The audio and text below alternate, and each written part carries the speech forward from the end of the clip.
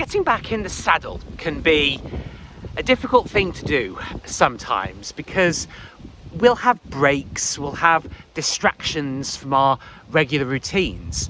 And I've just spent some blissful time with my boyfriend, and there have been a few days that I've had off from doing the work, because we were busy in the throes of all the different things that we were doing.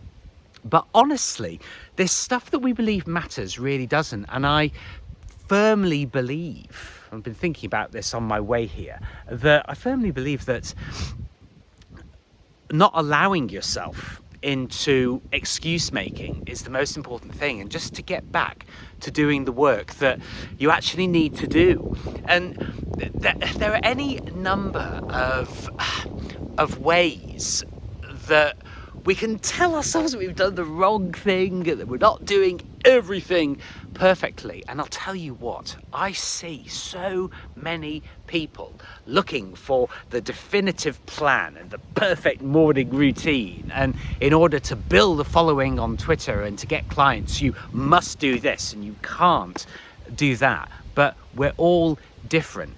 And there are certain techniques that work, that people employ. But the most important thing that those people are doing is finding a way that works for them and that's going to enable them to be consistent, to turn up every day and get the job done.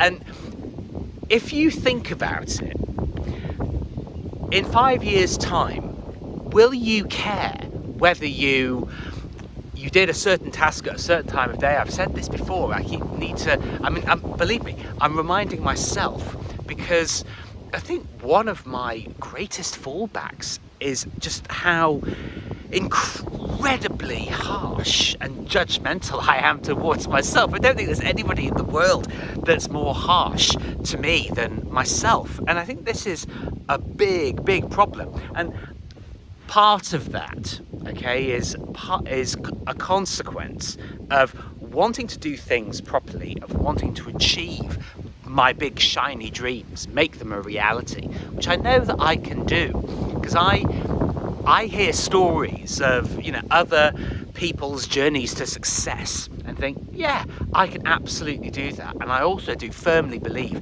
that things do come at the right time. And if you haven't necessarily got the bank balance that you believe that you want quite yet, well, I actually honestly think, this is going to sound like an excuse, but I honestly think that things come to you when you're ready to receive them. Because you see, when people inherit huge amounts of money or win lotteries or get huge windfalls, that actually they try desperately and as quickly as possible to get rid of all of the money, because they're not psychologically prepared for it yet, and also they haven't really earned it yet.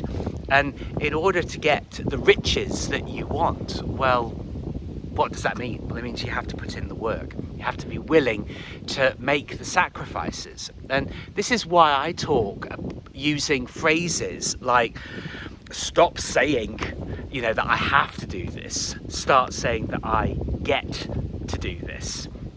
Because that's going to make getting back into the saddle when you've had a momentary blip, from your progress in getting, in trying to achieve the goals that you want.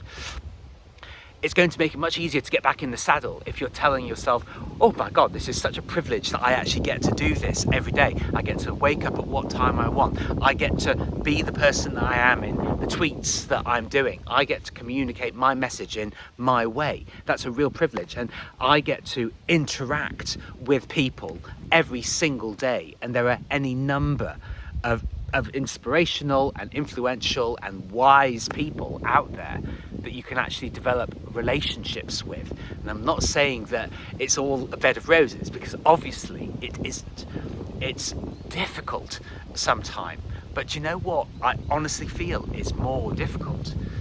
It's shunning the work and realizing that you can do talking about imagination the other day. We have these incredible imaginations. What we also have is unfathomable and as yet untapped potential to do really fabulous things. So one of the best ways of getting back into the saddle is to realize that you're doing something real, that you're doing something that's actually going to benefit people, rather than a job that means absolutely nothing, that's empty and vacuous and immoral. You get to do really, really great work.